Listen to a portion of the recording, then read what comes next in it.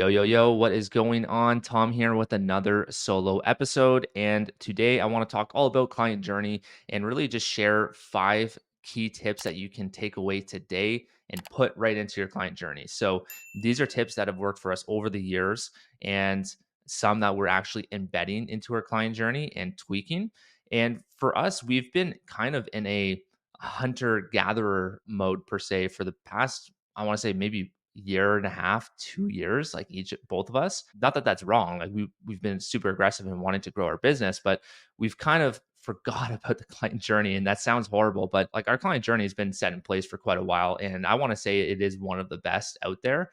But with that being said, you have to constantly revisit it and make tweaks, update it along the way. And especially in, for example, like today's market, there's going to be certain things you're going to want to do to change things. Like if the bank's being super aggressive, you might want to adapt and make some changes to your discovery call, as an example. So before you even make any tweaks to it, you have to have the foundations set up in place. So this was actually one of the first things I did when I got into the business was I set out my client journey, I mapped it all out, and I was actually quite obsessed with it. And it was kind of the wrong timing because I needed to really just get leads in before I really perfected and honed in on my client journey. So it was kind of the reverse. I should have done more of the lead gen and been super aggressive with that and then figured out the client journey along the way.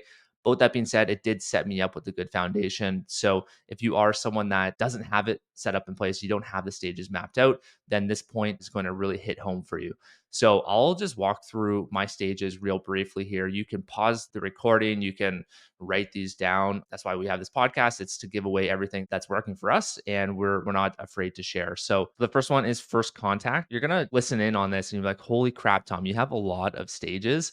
And yes, we do have a lot of stages, but we have it for a reason. I think it's 17 stages. Like that's a lot. You don't have to have that many, but when I first started, I had maybe 4 or 5 stages and they were pretty broad and we're skipping over a lot of things that were happening in the client journey. So, for example, I had, let's say, pre approved stage, and then from there, it went to file approved.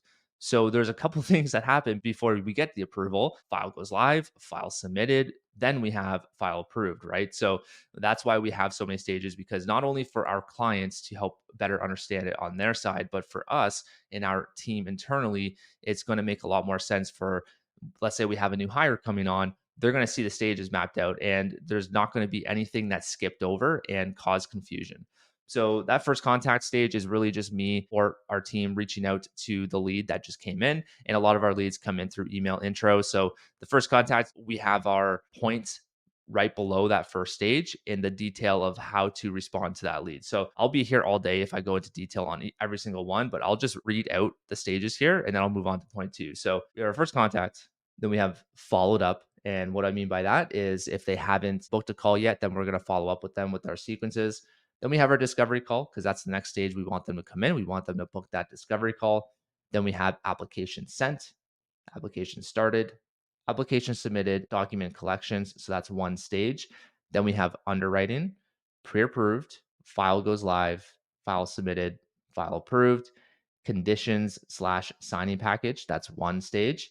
All conditions met, compliance met, post funding, and paid. So paid was actually one that we added pretty recent. And we always had post funding as like the last stage, but we're doing this to get paid. So we want to track to make sure that we're A, getting paid. And secondly, we want to get paid the right amount. And just this week, we got paid the incorrect amount on a file. So if I can go back 4 years when I first started, I was not doing this for probably the first 3 years in my business, and Brandon's really good at tracking this stuff. And I'll be honest, like I haven't been. So it's really important that you do track your pay because lenders aren't perfect. Your brokerage might not be perfect. You want to make sure you get paid the right amount. And I'm glad I've got Brandon doing that for us because I've probably left a lot of money on the table in the last 4 years. All right. So point number two, you want to set milestones not for just yourselves, but for the client journey on the client facing side. So what I mean by that is picture your client going through your client journey. Just think back to maybe like the last 5 files you've done or 5 clients that have gone through it. And just think like, was it clear for them as to where the finish line was? was it maybe confusing for them as to like what the next steps were? So I mean, we've all had files where, they haven't gone perfectly. But with that being said, the idea behind setting these milestones is that it's clear and transparent. The client knows where the end is, and it gives them a lot more ease going through it. So what I've done is set out stages, and I believe we have 7 stages. So it's a lot less than what we have on our end, because if you think about it, the client doesn't need to know, let's say, for example, file goes live or paid or post funding. Like, they're not going to care or understand what that means. Like, that's for us. So for the stages, I have them actually listed out in the subject line in the emails.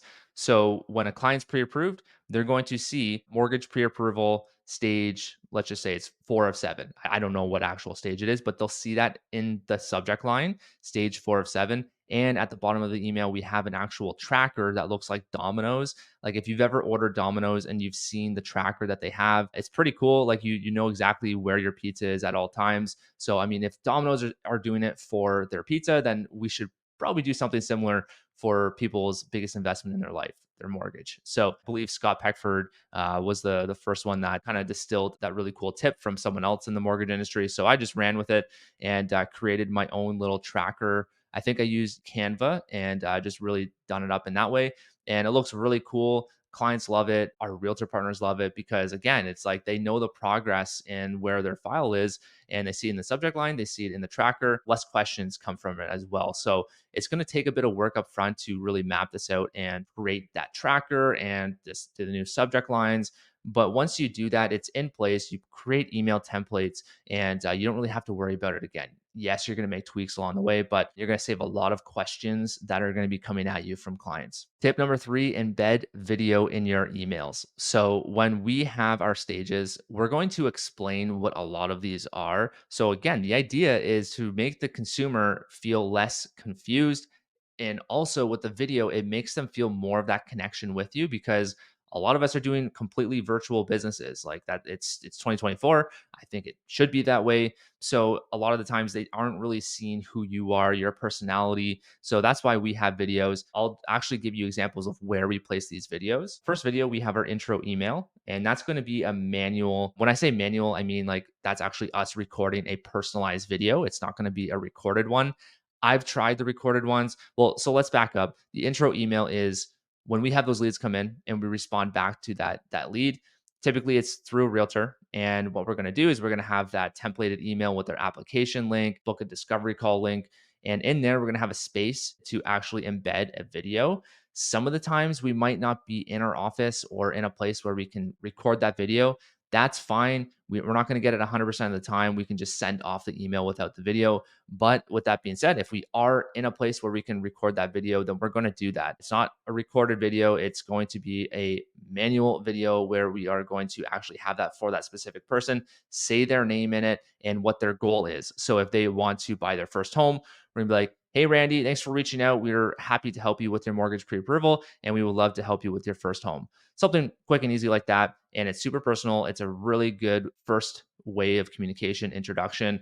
Banks aren't doing this. Most mortgage brokers aren't doing this. So you're going to really set yourself apart. And if it's a new realtor, then they're going to be blown away as well. So it's a win win win. Second video is going to be your application link email. And this is the email that goes out to the client. And it's the email that has the embedded application link in there. And for us, we use Finmo, so the application link is going to be in that actual email. We have yet to record this video. We talk about it all the time, and it's that one task that is always at the top of the list, but we just never get to it. Don't know why. It's just it always keeps getting pushed to the wayside. But we will have this done, and that video is going to be in there. And it's going to explain how to complete the application. We're going to walk through it, and we're also going to go through some of the things that clients miss most often, like their assets or 3-year job history. All of that stuff is going to be in there, and just really make it super simple for the clients, because I find a lot of the questions come at this point through the application stage. So that's why we want to have that. We want to defeat the questions, save our time, and save the confusion. The next video is the pre-approval email, and this is going to be a manual walkthrough of the budget itself. So this is not a recorded one. That last one that I just talked about, the application link email, that's going to be a recorded one, an evergreen video that's always there. This one is going to be specific for every client. So obviously, you have to go through the budget. You can't have a recorded video for that because every client's budget is going to look different.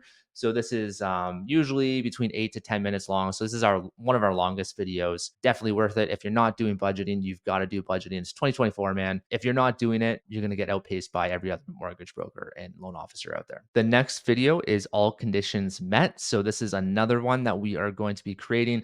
I have one. I hate it. Back in the day, I hired an actual videographer and we did these like scripted videos, and I dressed up in like a full dress shirt. My voice was like, I was sick the week before. So my voice was off. I hate them. Like, they just sound so cheesy and corny and it's not authentic. It looked really good, but this video was basically just us saying like, "Hey, we're at the finish line. We have all of your conditions met. I think it was we would love your input by giving us a Google review." So it was an ask to give us that Google review, but it was just shit.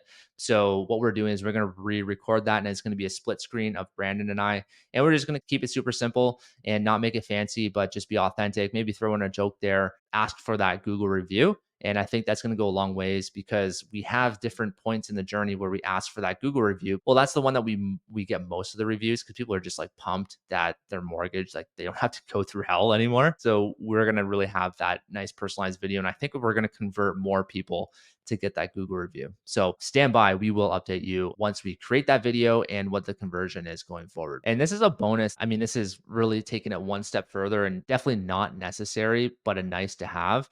And that is creating a library and playlist of videos for specific borrowers. So when we did our mastermind last weekend, what we came up with was because we're already doing YouTube, we're going to have a lot of search based content that applies to borrowers going through our journey. So for example, if it's a first time homebuyer and they're wondering like what mortgage insurance is, then we're going to have a video just explaining what that is. And I have one in the past, but we're going to redo that. And a lot of these like questions we're going to have in a library in a playlist on YouTube. So it's going to be like first time homebuyer, it's going to be like mortgage basics, first time investor, business for self. Like we're going to have all of these videos over time. And then we're going to have a link to that playlist within the email. So we're going to have a place in our Yesware template to insert the link in there. So if it's a first time home buyer, again, we're going to have that link to that playlist. And we're going to say, "Hey, check out this playlist while we go through your pre-approval." It's a really good source to understand basics of mortgages and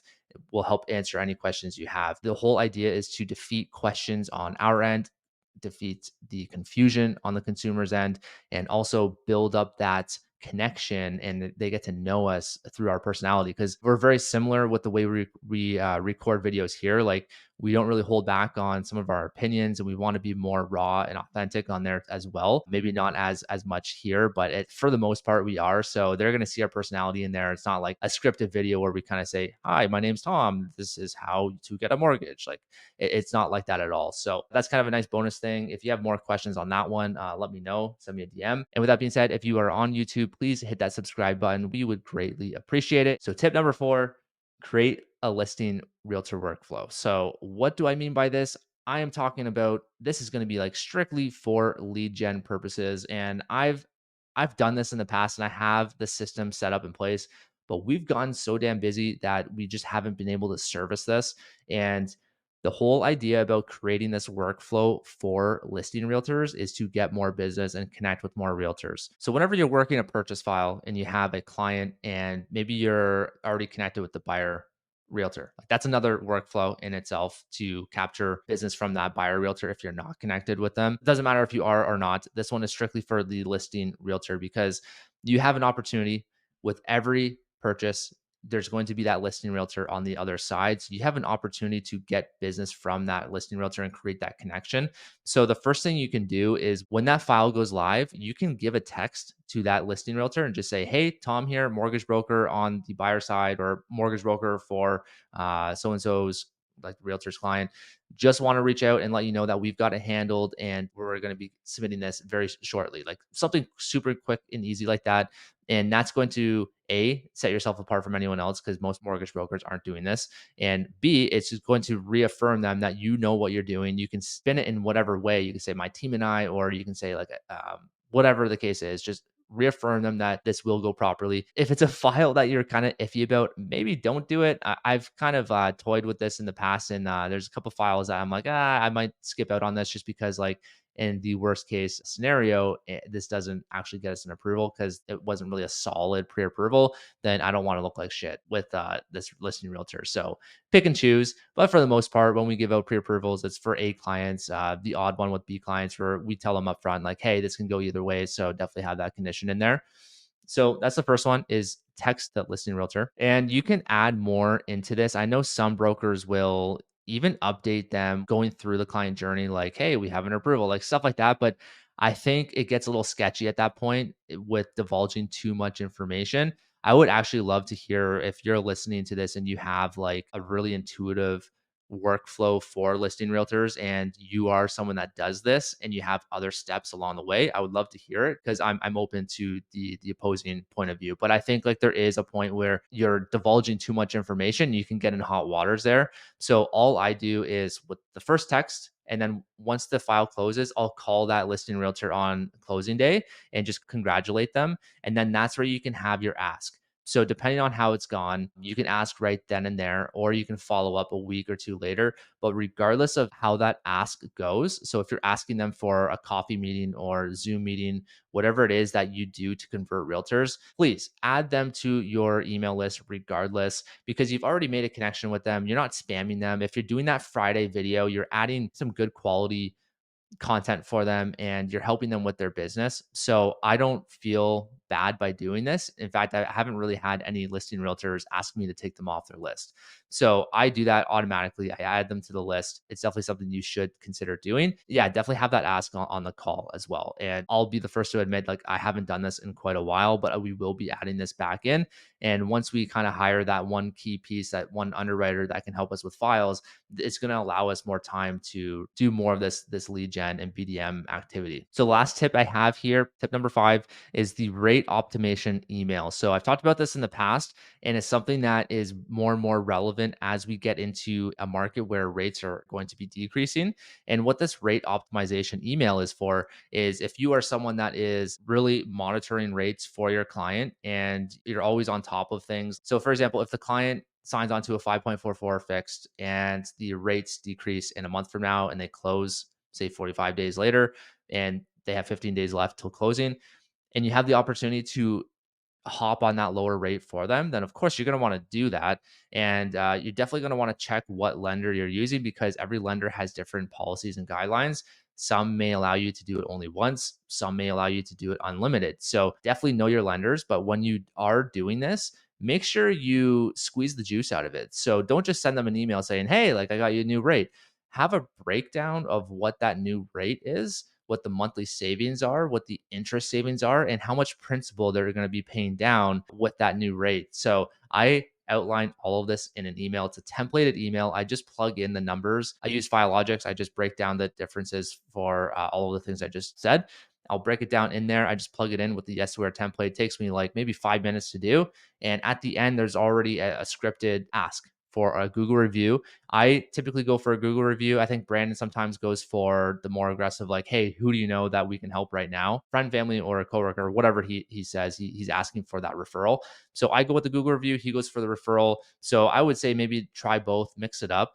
But this is a really good opportunity to get one of the other. And clients are ecstatic, even if it's like $1,000 savings. Like, it just goes to show that you have their back. They can trust you in the future, and they're going to go back to you because they're going to remember the time that you really had their back, save them some money. So highly recommend putting that in there. If you have any questions about any of these tips, please let me know. Send me a DM. And if you're liking this content as well, let me know. Cheers.